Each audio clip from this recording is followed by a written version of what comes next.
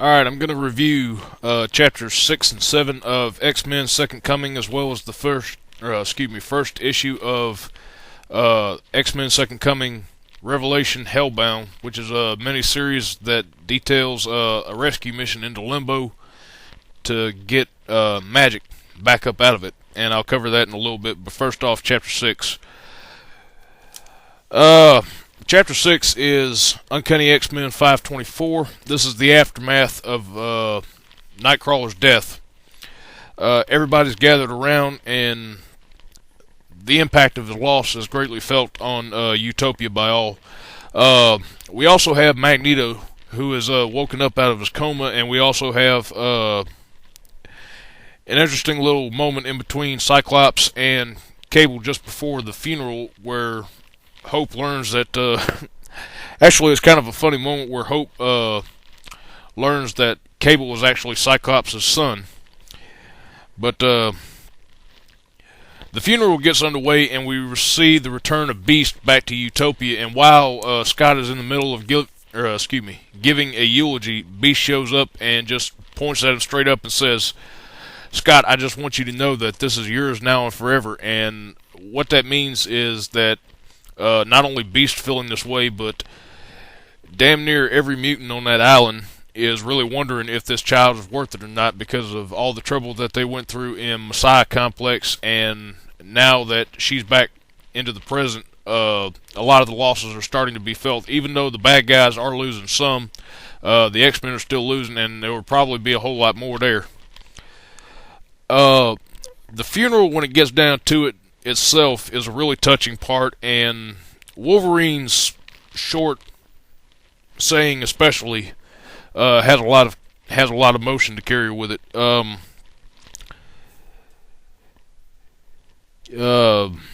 Cyclops is asking Logan if he wants to say anything on behalf of Kurt, and he's really upset, but he manages to get the words out, which I'll quote right now. "Kurt was the only guy who ever looked at me in the eyes like a man and spoke to me like one, and treated me like one.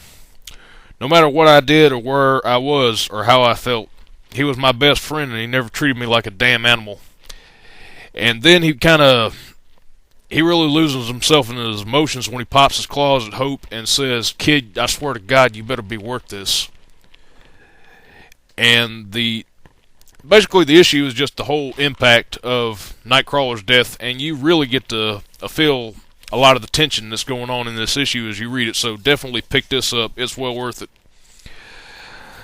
New Mutants number 13, which is chapter 7. I honestly have to say, since this event started and started including New Mutants into the run in between all the main X books, this has actually made me appreciate this title a little bit more.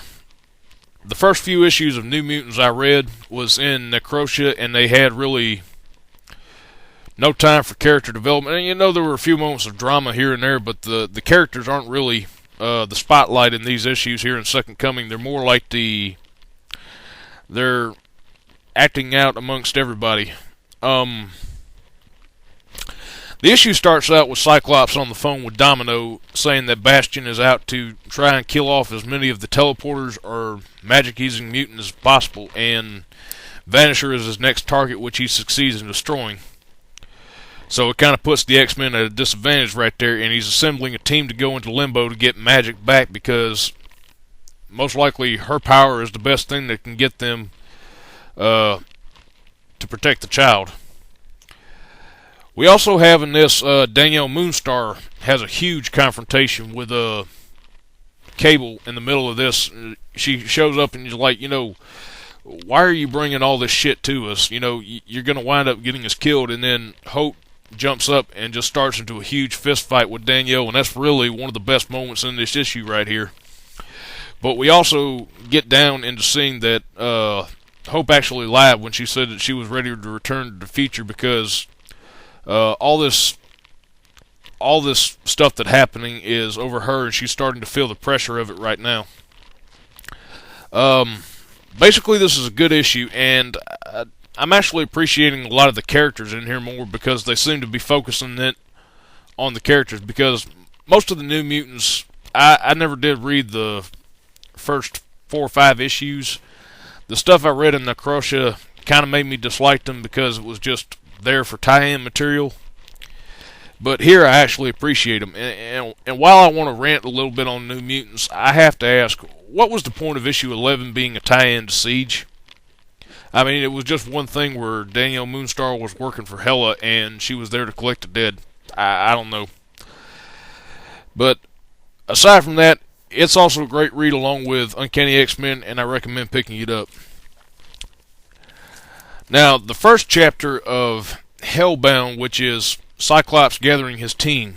The first part of it is Cyclops and Colossus having a huge free-for-all in the meeting room because, as everybody knows, Elanya is his little sister, and having lost already so much of his family, he says, basically, fuck the kid. He wants to go after his sister, and Cyclops says that he's in no shape to go after her right now where she's at.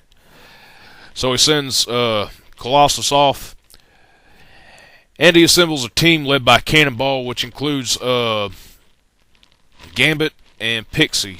Pixie really has some reservations about going because her and I want to say the guy's name is Anomaly, because they have a lot of reservations about going because Magic has done something, albeit either unintentionally or intentionally, to hurt them in the past, and a lot of their feelings about that are still present, and they absolutely refuse to go down there. But Anomaly himself winds up convincing Pixie because she herself is a good person and she wouldn't leave somebody hanging like that.